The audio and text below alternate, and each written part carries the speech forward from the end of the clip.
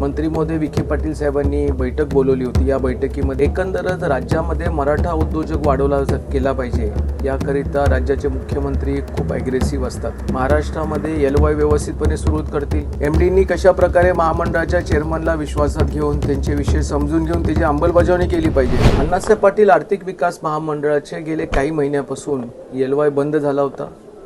त्याचबरोबर वेबसाईटचा काही इश्यू होत होता आणि महाराष्ट्रातले विविध मराठा समाजाकडनं मराठा उपसमितीचे अध्यक्ष व मंत्री महोदय राधाकृष्ण विखे पाटलांकडे वेगवेगळे अर्जही गेले होते।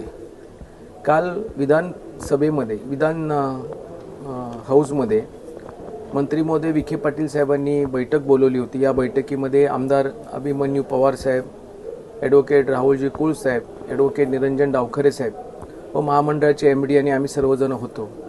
एकंदरच राज्यामध्ये मराठा उद्योजक वाढवला केला पाहिजे याकरिता राज्याचे मुख्यमंत्री खूप ॲग्रेसिव्ह असतात आणि अशा परिस्थितीमध्ये 1-1.5 महिन्यापासून LY बंद होते, व्याज परताना वेळात जात नव्हता आणि जाणीवपूर्वक प्रशासनामधून काहीतरी गडबड होत होती। हे सगळे गोष्टी लक्षात आल्यानंतर विखे पाटील साहेबांनी मीटिंग लावली।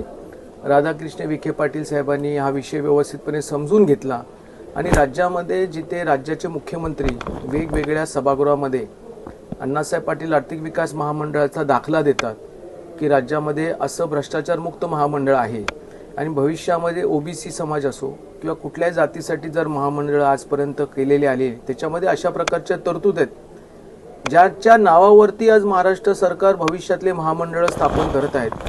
त्याच मूळ महामंडळावरती जर काही अडचण येत असेल तर ते योग्य नाही। अशा प्रकारच्या त्यांनी योग्य सूचना व्यवस्थापकीय संचालक MD देशमुख यांना दिलेल्या आहेत आणि मला वाटतं की आता कुठेतरी व्यवस्थापक ह्याच्यामध्ये गांभीर्याने लक्ष देऊन महाराष्ट्रामध्ये LY व्यवस्थितपणे सुरू करतील।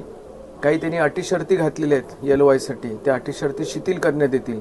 पण मराठा उद्योजक होण्यासाठी आता महामंडळ परत एकदा मोठ्या जोमाने काम करेल। कशा प्रकारची म्हणजे कधीपासून ह्या सगळ्या प्रोसिजरला ह्याला सुरुवात होणार आहे? काय प्रशासकीय अधिकारी म्हणजे महामंडळाचा MD असतो आणि MDनी 9 ऑक्टोबरपासून LY बंद केला। खरं म्हणजे त्यांनी जी कारणं मला सांगितली ॲज अ चेअरमन म्हणून ती काय मला पटली नव्हती की वेबसाईटचा प्रॉब्लेम आहे, अनेक वेगवेगळी कारणं दिली। परंतु वेबसाईट जरी प्रॉब्लेम असला तरी वेबसाईटला 24 तास 48 तास 1-1.5 महिना वेबसाईटसाठी प्रॉब्लेम होतो, अजूनही वेबसाईट व्यवस्थित नाही।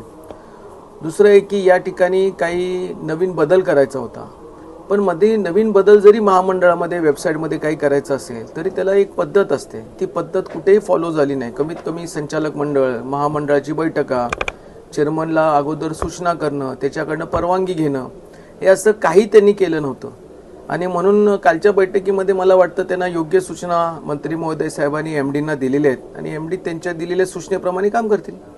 तुम्ही समाधानी आहात या बैठकीबद्दल? हो, खरं म्हणजे 1.5 महिना खूप परिस्थिती खराब गेली। काही प्रमाणामध्ये मलाही फार असं चुकीचं वाटत होतं, परंतु कालच्या बैठकीमध्ये मंत्री महोदय राधाकृष्ण पाटील साहेबांनी त्यांचा जुना अनुभव, महामंडळ कशी चालवली पाहिजे, चेअरमनची काय जबाबदारी असते महामंडळामध्ये, MDंची काय जबाबदारी आहे, MDनी कशा प्रकारे महामंडळाच्या चेअरमनला विश्वासात घेऊन त्यांचे विषय समजून घेऊन त्याची अंमलबजावणी केली पाहिजे, हे ज्यावेळेला स्वतः मंत्री महोदय उपसमितीच्या अध्यक्षांनी ज्यावेळेला त्यांना व्यवस्थितपणे खडसावून सांगितलं तर मला असं वाटतं आता MD त्या पद्धतीने चांगलं काम करतीलच।